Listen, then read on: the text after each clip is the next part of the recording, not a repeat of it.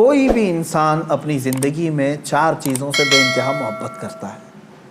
4 چیزیں اس کی بہت محبوب ہوتی ہیں. پہلی چیز اس کا وطن، جہاں پر پیدا ہوا، جہاں رہ رہا ہے، اس سے وہ محبت کرتا ہے. دوسری چیز وہ اپنے مال سے محبت کرتا ہے.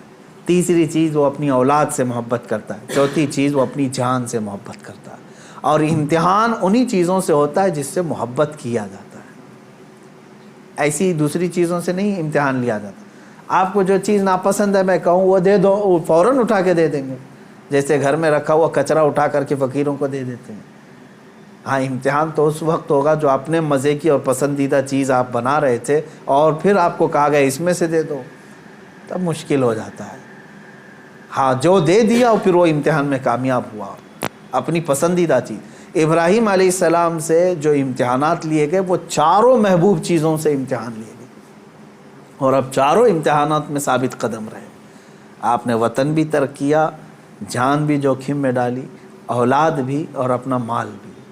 پھر اللہ تبارک و تعالیٰ نے اس عظیم مقام پر آپ کو فائز فرمایا جو حضرت ابراہیم علیہ السلام کو آج بھی کیا لقب ہے معلوم؟ ابو الانبیاء کہا جاتا ہے. ابو الانبیاء یعنی نبیوں کے باپ ہیں. اب عزیزان گرامی، ان واقعات میں میرے سنانے کا مقصد یہ تھا کہ ہمارے بچوں تک یہ واقعہ پہنچ جائے تفصیل سے، پھر آپ اپنے گھروں میں اپنی اولاد کو سنائیں ضرور. لیکن اس پورے واقعے سے ایک جو جذبہ ملتا ہے وہ ہے استقامت کا. یہی میرا میسج ہے آج کا، یہی میں پیغام دینا چاہتا ہوں. کسی بات پر جمے رہنا، ڈٹے رہنا، یہ انبیاء کی سنت ہے. ہاں، ہلا دیے جائیں گے، تمہیں تکلیف میں ڈالا جائے گا، لیکن جمے رہو گے تو اسی طرح کے انعامات کی بارشیں بھی ہوں گی.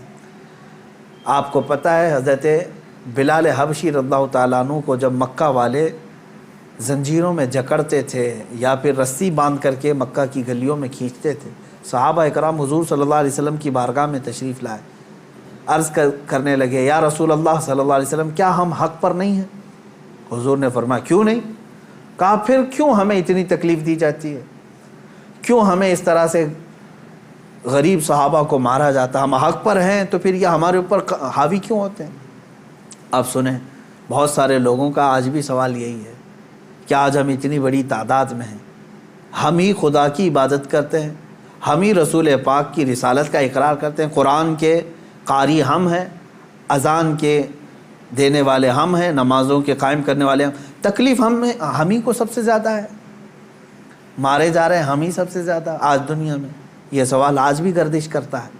صحابہ بھی یہ سوال لے کر کے حضور پاک صلی اللہ علیہ وسلم کی بارگاہ میں حاضر آئے. میرے آقا صلی اللہ علیہ وسلم نے جواب میں جو ارشاد فرمایا وہی ہم سب کے لیے بھی آج عبرت ہے، وہی آج ہم سب کے لیے بھی درس ہے. حضور اکرم صلی اللہ علیہ وسلم نے اس صحابی سے فرمایا جنہوں نے سوال کیا، کہا کہ اللہ تبارک و تعالی جس کا جیسا ایمان ہوتا ہے ویسا امتحان لیتا ہے، اور آج تم لوگوں سے جو امتحانات لیے جا رہے صحابہ سے، حضور نے فرمایا اس سے کئی درجہ کٹھن امتحانات انبیاء سے لیے گئے.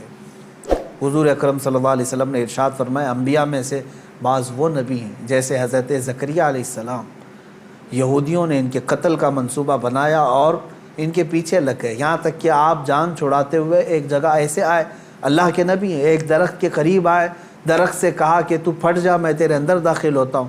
زکریہ علیہ السلام اس درخت کے اندر آئے، یہودیوں نے پیچھا کیا کافی دیر تک، شیطان ابلیس لعین یہودیوں کو اشارہ کر کے بتایا اس درخت کے اندر وہ چھپے ہوئے ہیں، تم آری لو اور اوپر سے کاٹ ڈالو.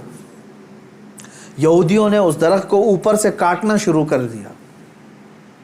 جس پورے درخت کے پیٹ کے اندر حضرت زکریہ علیہ السلام ہے، اوپر سے آری سے وہ کاٹتا جا رہا ہے یہودی، اور وہ سب کاٹتے جا رہے ہیں. آری کے کٹنے کی آواز آپ کو آ رہی تھی اور سر مبارک تک پہنچ چکا تھا. آپ آواز نکالتے، اللہ تبارک و تعالیٰ کی طرف سے یہ حکم آیا، اے زکریا صبر کر جاؤ، اور اگر اس پر تم نے صبر نہیں کیا تو صابرین میں سے تمہارا نام نہیں آئے گا. حضرت زکریا علیہ السلام خاموش ایسے رہے کہ پوری آری نے سر کو چیر دیا، بدن کو چیر دیا، پورے جسم کو چیر دیا، لیکن آپ نے آہ تک نہیں کہا. اف، یہ تمام الفاظ بھی نہیں ادا کیے احادیث میں۔ یہ حضرت زکریا علیہ السلام کا استقامت، آپ جمے رہے، ڈٹے رہے، کٹ گئے، جسم پاک 2 الگ الگ ٹکڑوں میں تبدیل ہو گیا۔ اب اندازہ کریں، ان واقعات کو حضور اکرم صلی اللہ علیہ وسلم نے صحابہ کو سنایا۔ حضرت یحییٰ علیہ السلام پیش کیے گئے، 33 سال کی جوانی ہے، بادشاہ کے خلاف آپ نے فتویٰ دیا تھا، وہ 2 بہنوں کو ایک نکاح میں رکھا تھا، آپ نے فرمایا حرام ہے تیرے۔ بادشاہ نے کہا تم کیا مجھے بھی فتویٰ دو گے، مجھے بھی سکھاؤ گے؟ حضرت یحییٰ علیہ السلام نے کہا اللہ کی شریعت ہے، وہ ہر ایک پر نافذ ہے۔ اس بادشاہ نے اپنے خلاف اس فتوے کو دیکھ کر کے آپ کے قتل کا حکم دیا، اور آپ کو قتل بھی کیا گیا، آپ کا سر مبارک الگ کر کے تشت میں رکھا گیا۔ نبی کی بات کر رہا ہوں، حق بات بولنے پر یہ مصیبتیں آئیں گی۔ اسی لیے شاعر نے بہت اچھے انداز میں کہا، یہ شہادت گئے الفت میں ہے قدم رکھنا، لوگ آسان سمجھتے ہیں مسلمان ہونا۔ ہاں، لوگ یہ سمجھتے ہیں کہ آپ مسلمان ہیں، ہم کو تو کچھ ہونا ہی نہیں چاہیے۔ اگر کچھ ہونا ہی نہیں چاہیے تو پھر تم جو ہے بہت عیش و عشرت میں رہ رہے ہو، اور اپنے ایمان کی خیر لو، تم گزارے جاؤ گے اگر امتحانات سے، تو اللہ رب العزت کا شکر بجا لانا کہ ہاں تمہارا ایمان سلامت ہے، اور اللہ تبارک و تعالیٰ تمہارا ایمان بلند کرنا چاہتا ہے۔ کیا اصحاب کہف نہیں آزمائے گئے؟ اصحاب کہف 7 لوگ تھے، ایمان چھپائے ہوئے تھے، اور بادشاہ سے ڈر کر کے پھر وہ اپنا شہر چھوڑ کر کے نکل پڑے۔ تو جس غار میں وہ جا کر پناہ لیے، بادشاہ نے ظلماً ان کے اوپر دیوار بنا دیا، ان کی قبر بنا دیا اسی میں۔ لیکن قرآن پاک آج بھی گواہی دیتا ہے، اللہ تعالیٰ ان استقامت پر قائم بندوں کو اللہ تعالیٰ نے ایسی فضیلت سے نوازا کہ آج تک وہ اپنے غار میں سوئے ہوئے ہیں۔ اور قرآن کہتا ہے کہ سورج بھی ان کے اوپر سے ڈائریکٹ نہیں جاتا، جب کہف پر آتا ہے، غار پر، تو یا تو دائیں ہو جاتا ہے یا بائیں ہو جاتا ہے۔ وَتَرَى الشَّمْسَ إِذَا طَلَعَت تَزَاوَرُ عَنْ كَهْفِهِمْ ذَاتَ الْيَمِينِ وَإِذَا غَرَبَتْ تَقْرِضُهُمْ ذَاتَ الشِّمَالِ۔ سورہ کہف میں ایمان پر قائم رہنے والوں کے لیے اللہ تعالیٰ انعامات نازل کرتا ہے۔ آج کے دور میں بہت سارے لوگ پریشان اس بات سے ہیں، ارے کیا ہو جائے گا ہمارے ساتھ، اور خصوصاً علماء سے میں یہی گزارش کروں گا کہ حق بات بولنے میں اگر گردن چلی جاتی ہے تو اس کی پرواہ نہ کریں، اس لیے کہ یہ ہماری شریعت میں صحابہ کی سنت اور تابعین کی سنت رہی ہے۔ مجھے ایک بات یاد آتی ہے، سیدنا امام احمد بن حنبل رضی اللہ تعالیٰ عنہ مشہور امام ہیں، تقریباً ہمارے اماموں میں سے جو سب سے زیادہ تکلیف اٹھانے والے، مشقت اٹھانے والے امام، وہ امام احمد بن حنبل ہیں۔ اللہ تبارک و تعالیٰ ان کی تربت پر ہزاروں رحمتیں نازل کرے۔ کبھی امام احمد بن حنبل کو پڑھ لینا، آنکھیں بھیگ جائیں گی۔ اپنے زمانے کی سختیاں انہوں نے برداشت کی ہیں، وقت کے ظالم خلفاء کے خلاف کھڑے ہوئے ہیں۔ خلیفہ بنتے تھے، کچھ لوگ سیاست میں آتے تھے اور اپنی طاقت کے زور پر چاہتے تھے کہ ہمارا ہی حکم نافذ ہو، شریعت نہیں، قرآن نہیں۔ بہت سارے نفس پرست اس طرح کے بادشاہ آئے، بہت سارے لوگ ایسے آئے ہر زمانے میں۔ اسی لیے اقبال نے سچ کہا تھا، ستیزہ کار رہا ہے ازل سے تا امروز، شرار ابو لہبی سے چراغ مصطفیٰ۔ یعنی مصطفیٰ کریم صلی اللہ علیہ وسلم کے اس چراغ کو ابو لہب کی شرارتوں سے، اس کے چنگاریوں سے ہمیشہ معرکہ رہا ہی ہے۔ امام احمد بن حنبل کو کوڑے مارے جاتے تھے۔ کوڑا جو ہے چمڑے کا ایک بیلٹ ہوتا تھا، کافی موٹا، اور ننگی پیٹ کر کے جب مارا جاتا تھا۔ آج کے زمانے میں اگر مارا جائے تو میں سمجھتا ہوں چمڑی اس سے لگ کر کے آ جائے گی۔ 100 کوڑوں کی سزا ہوتی تھی، اکثر 100 کوڑوں میں تو لوگ انتقال کر جاتے۔ حضرت امام احمد بن حنبل کو 3 خلفاء آئے نئے نئے، اور ہر ایک نے کوڑے مارے، ہر ایک نے، کہ تم اپنا حکم بدل دو۔ وہ حق بات پر قائم تھے اور قائم رہے۔ امام احمد بن حنبل ایک جگہ گزر رہے تھے، اس وقت کا ایک مشہور ڈاکو تھا، چور تھا، اور وہ قریب میں آیا، امام احمد بن حنبل سے جو بات کہہ رہا تھا آج ہم سب کے لیے عبرت ہے۔ اس نے کہا، اے احمد بن حنبل، 300 کوڑے کھائے تم نے، 100 200 300، مجھے دیکھو، میں نے تقریباً چوری کے جرم میں 1500 کوڑے کھائے، لیکن ابھی بھی چوری چھوڑا نہیں میں. چوری کرتا پکڑا جاتا. چوری پر اتنے 100 کوڑے نہیں مارے جاتے, کبھی 20 کوڑے, کبھی 25 کوڑے, کبھی 40 کوڑے. قاضی اس طرح لگاتے رہے. تو وہ گن کے رکھا ہوا ہے, وہ کہتا ہے میں نے اب تک 1500 کوڑے کھا لیے لیکن ابھی چوری چھوڑا نہیں ہوں.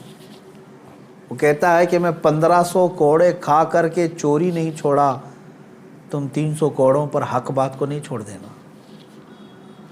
100 کوڑے کھا کر کے استقامت اور حق بات سے تم ہٹ نہیں جانا. امام احمد بن حنبل رضی اللہ تعالیٰ عنہ اس بات سے بہت متاثر ہوئے اور انہوں نے اس کو بیان فرمایا کہ اس کے ایک جملے نے مجھے اور بڑا حوصلہ دے دیا. آج میں یہی کہتا ہوں میرے عزیزوں, لوگ جیل جاتے ہیں ریپ کیس میں, لوگ پکڑے جاتے ہیں چوری میں, ڈکیتی میں, مرڈر کیس میں, اور پھر چھوٹ کر کے آتے ہیں, پھر بھی نہیں چھوڑتے, پھر ان جرائم میں ملوث رہتے ہیں. نشے والے کو دیکھو, پکڑے جاتے ہیں, مارے جاتے ہیں, اندر لاک اپ میں رکھے جاتے ہیں, پھر آتے ہیں, چھوٹتے ہیں, پھر وہی کام کرتے رہتے ہیں. میں علماء سے اور اہل حق سے یہی کہوں گا کہ جب جرائم پیشہ لوگ سزا پا کر کے بھی اپنے جرائم سے نہیں ہٹ پاتے, تو تمہیں تو آج حق بولنے پر اب تک کوئی سزا تو نہیں ملی. ہونا یہ چاہیے کہ اگر حق بات بولنے پر مجھے سزا بھی مل جائے تو میں حق بات پھر سر چڑھ کر کے بولوں گا, کہ پھر میں پھانسی کے پھندے پر بھی بولوں گا, تختہ دار پر بھی بولوں گا. یہ حق بات اور جرأت کے ساتھ بولنے کی ہر ایک کے اندر اللہ توفیق عطا فرمائے. آج سخت ضرورت ہے. میں مسلمانان ہند سے یہ کہوں گا, اب حالات ایسے ہیں کہ تمہارے استقامت کا امتحان ہوگا. تم ایمان پر کتنے ڈٹے ہو, تم شریعت مصطفیٰ صلی اللہ تعالیٰ علیہ وسلم پر کتنے جمے ہو, یہ تمہیں آزمایا جائے گا. آج بہت سارے صلح کلی وہ ہیں سیکولر جو اپنے آپ کو کہتے ہیں, وہ یہ بھی اچھا وہ بھی اچھا, چھوڑو میاں کائے کا فساد. ہم کوئی فساد کی بات نہیں کر رہے ہیں, ہم صرف اتنی بات کہہ رہے ہیں جس نبی کا تم نے کلمہ پڑھا ہے اس نبی سے وفاداری کرو, اس رسول پاک صلی اللہ تعالیٰ علیہ وسلم کے پورے ہو جاؤ. تم اپنے ماں باپ کے خلاف گالیاں سننا نہیں چاہتے اور حضور پاک صلی اللہ علیہ وسلم پر گالیاں دی جاتی ہیں, تب تم کہتے ہو نہیں یہ سیکولر چیز ہے, سب چلتا ہے. معاذ اللہ رب العالمین. ایسی سیکولر بھاڑ میں جائے, اور ایسی سیکولرزم سے ہم پناہ مانگتے ہیں, اللہ کی پناہ. ایسی منافقت سے جس میں بندے کا ضمیر اور اس کا ایمان ختم ہو جاتا ہے. اے میرے عزیزو, استقامت کو سیکھو اور اس پر قائم رہو, جمے رہو. صحابہ اکرام کی تاریخ پڑھو گے, تابعین اولیاء کاملین کی تاریخ پڑھو گے, تمہیں پتہ چلے گا. میں بار بار اپنی تقریروں میں ذکر کرتا رہتا ہوں, علامہ کفایت علی کافی رحمۃ اللہ علیہ, مجاہد آزادی, ایسے بزرگ عالم دین ہیں جن کو انگریزوں نے پکڑ کر کے گرفتار کر کے اپنے قلعے میں رکھا. تقریباً 7 دن تک آپ کے جسم پر گرم استری پھیرتے تھے, گرم کر کے استری کو, پریس جو ہوتی ہے اس کو جسم پر پھیرتے تھے, چمڑی جل جاتی تھی. اور جب رات کا وقت ہوتا تھا تو ان جلی ہوئی چمڑیوں پر وہ انگریز نمک چھڑکتے تھے, جسم پر نمک مارتے تھے. اور اس کے باوجود اتنے پر کم نہیں, اسی کافی رحمۃ اللہ علیہ کو بھرے چوک پر بازار میں پھانسی کے پھندے پر انہوں نے لٹکایا. ایک جم غفیر نے دیکھا, مجمع عام میں آپ کو پھانسی پر لٹکایا جا رہا تھا, لیکن ذرا برابر بھی پیشانی پر شکن ہے, چہرے پر ملال ہے, کہیں کوئی افسردگی ہے, پشیمانی ہے, کچھ نہیں ہے. کھلا چہرہ, تختہ دار پر جانے والا بھی عاشق رسول یہ گنگناتے ہوئے جاتا ہے, کوئی گل باقی رہے گا نہ چمن رہ جائے گا, پر رسول اللہ کا دین حسن رہ جائے گا. اطلس و کم خواب کی پوشاک پہ نازاں نہ ہو, اس تنے بے جان پر خاکی کفن رہ جائے گا. سب فنا ہو جائیں گے, سب فنا ہو جائیں گے وہ لیکن حشر تک, سب فنا ہو جائیں گے کافی وہ لیکن حشر تک, نعت حضرت کا زبانوں پر چلن رہ جائے گا. یہ حضرت کفایت علی کافی رحمۃ اللہ تعالیٰ علیہ کی استقامت ہے. ایک اور بزرگ ہیں حضرت عنایت احمد کاکوروی رحمۃ اللہ علیہ, ان کو سزا دی گئی انڈمان نکوبار میں کالا پانی. علامہ فضل حق خیرآبادی رحمۃ اللہ علیہ. کچھ وہ علماء بھی ہیں جن کو ایسی سزائیں دی گئی تھی کہ ریڑھ کی ہڈی توڑ دی گئی تھی. وہ کھڑے نہیں ہو سکتے تھے، یعنی ان کو 5-5 6 سال تک ایسی جگہ پر بٹھایا گیا کہ ان کی گردن سیدھی نہیں ہو سکتی تھی، چھت اتنا نیچے کر کے ان کو اس طرح سے رکھا گیا کہ پوری کمر کی ہڈی سے لے کر کے گردن تک مڑ چکی تھی۔ ایک انگریز وہ خود اپنی کتاب میں لکھتا ہے کہ دلی کی سرزمین پر میں اپنے ایک بڑے آقا سے ملنے کے لیے گیا تو اس کے گھر میں کباب کی بو آ رہی تھی۔ میں نے پوچھا اتنی رات گوشت کے بھوننے کی خوشبو کہاں سے؟ تو اس نے اپنے گھر کے پیچھے والا دروازہ کھول کر کے بتایا وہاں پر علماء اہل سنت کو آگ سے داغا جا رہا تھا، گرم کوئلے لگائے جا رہے تھے، وہ ان کے بدن پر لگنے والی گوشت کی بو پورے گھر میں محسوس کی جا رہی تھی۔ انگریزوں نے تاریخ میں لکھا ہے۔ میرے عزیزوں، ان تمام حالات کو بھی فیس کیا ہمارے علماء اہل سنت نے، لیکن وہ ٹس سے مس نہیں ہوئے، اپنا دین نہیں بیچا، اپنے ایمان کا سودا نہیں کیا، نہ جا کر کے گستاخان رسول کے پیروں میں ان کی دھوتیوں میں چھپ کر بیٹھے رہے، نہ مال لے کر کے انہوں نے اپنے دین کا سودا کیا۔ آج بھی جس کی غیرت زندہ ہے، جس کا ضمیر جاگ رہا ہے، میں ان سے کہوں گا کہ اس قربانی میں آپ یہ محسوس کریں کہ اس قربانی کا سب سے بڑا میسج استقامت ہے، دین پر قائم رہنا۔ اللہ تبارک و تعالیٰ بڑے سے بڑے امتحانات اگر لے، اس پر ثابت قدم رہنے کی دعا بھی اسی سے مانگے۔ اور آج کے زمانے میں جو حالات ہمارے بنائے جا رہے ہیں، اس میں بھی بھیک مانگو رب ذوالجلال سے، خیرات میں مانگو اے اللہ حالات اب ایسے آ گئے کہ لوگ ایمان پر قائم رہنا ان کا مشکل ہو گیا ہے، دین پر قائم رہنا مشکل ہو گیا ہے۔ کفار و مشرکین نے زمین تنگ کرنا شروع کر دیا۔ یہ ہماری شامت اعمال بھی ہے اور اللہ تعالیٰ کی طرف سے امتحان بھی ہے۔ تمہارے لیے اب اذانیں مشکل کر دی جائیں گی، نمازیں مشکل کر دی جائیں گی، تمہارے چہرے پر داڑھی اب لوگوں کو کھٹکنے لگی، تمہاری ٹوپیاں گڑھنے لگ گئی، تمہاری تعلیم سے ان کو نفرت ہونے لگ گئی۔ اب قرآن تک آ گئے، قرآن کی آیات کو اب زیر بحث لایا گیا۔ اب ٹی وی میں، میڈیا میں اب جو ڈیبیٹ چلے گا وہ قرآن کی آیتوں کو لے کر کے۔ اب تک مجھے بتاؤ یہ سوشل میڈیا ہو یا ٹی وی ڈیبیٹ ہو، یہاں دوسری کوئی مذہبی کتابیں نہیں لائی جاتی کبھی ڈیبیٹ میں؟ آج تک سنا کبھی آپ نے تلمود کو، اولڈ ٹیسٹمنٹ کو، بائبل کو موضوع بحث بنایا گیا، وہ اس میں ایسی آیتیں، اس میں ایسی آیتیں؟ آج تک کبھی سنا آپ نے؟ یا پھر ہندوؤں کی مقدس کتابیں، چائنیز کی جو مقدس کتابیں، بدھزم کی جو مقدس کتابیں، نہیں لایا جاتا۔ موضوع بحث اگر کوئی چیز ہے تو قرآن عظیم ہے۔ آج قرآن پاک کو ٹارگٹ کیا جاتا ہے، اس کی آیتوں پر بحث کیا جا رہا ہے۔ کیا ہو گیا مسلمانوں کو؟ آج تمہارا امتحان ہے۔ ہاں کسی وقت اگر موقع آیا تو میں ضرور پیش کروں گا۔ یہ جن آیات کو لے کر کے آج بحث کر رہے ہیں، تقریباً سارے مذہب کی کتابوں میں یہ میسج ملے گا۔ جہاد کے متعلق باتیں کرنے کے لیے قرآن پاک کو یہ ٹارگٹ بناتے ہیں اور کہتے ہیں کہ اس میں جہاد اور لوگوں کو قتل و غارت کرنے کی تعلیم دی جاتی ہے۔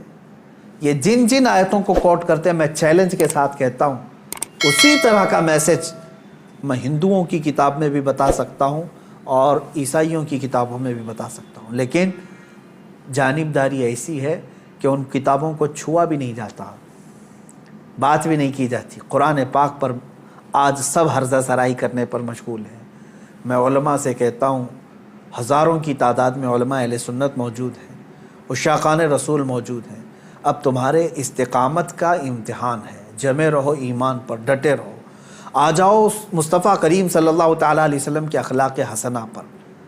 تم نے دنیا بہت دیکھی، عیاشیاں بہت کر لیں، فیشن شو بہت کر لی، اپنے نفس کو بہت راضی کر لیا۔ کچھ مصطفیٰ کریم صلی اللہ علیہ وسلم اور ان کے رب ذوالجلال کو راضی کرنے کے لیے بھی کام کر لو۔ تم نے کپڑے پہنے اپنے نفس کو راضی کرنے کے لیے اور چند شیاطین کو اور چند دوستوں کو راضی کرنے کے لیے، اپنے چہرے کی حیت بنائی، اپنے گھر بار کو بنایا چند لوگوں کو راضی کرنے کے لیے۔ اے مسلمانوں، آج اپنے رب ذوالجلال کو راضی کرنے کی طرف بھی تو قدم بڑھاؤ کہ میں جس کی طرف لوٹایا جانے والا ہوں اس کو بھی راضی کرنے کا میں کوئی تو کام کروں۔ میں چہرے میں، کپڑوں میں، اپنے لباس میں، اپنے گھر میں، اپنے کھان پین میں اللہ اور اس کے رسول کو راضی کرنے کی بھی کچھ کام کروں۔ بس آج کے دن میں اتنا ہی کہوں گا کہ آج جانور ذبح کر کے گوشت کھا لینا اور اپنے آپ کو خوشیوں میں گوشت کے الگ الگ ڈشیں بنا کر کے عید میں مشغول کر لینا، یہ عید کا مقصد نہیں ہے. عید کا اصل مقصد ہے اللہ کو راضی کرنا. وہ اگر راضی ہو گیا تو ہر دن تمہارا عید کا ہے، اور اگر وہ تمہارے اعمال سے ناراض ہے، چاہے 1000 بقرعید آئیں، 1000 عید الفطر آئیں، تمہارے لیے کون سی عید ہے؟ رب تعالیٰ اگر تم سے ناراض ہے، کون سی عید ہے؟ عید در حقیقت مولا کو منانا ہے، اس کو راضی کرنا ہے.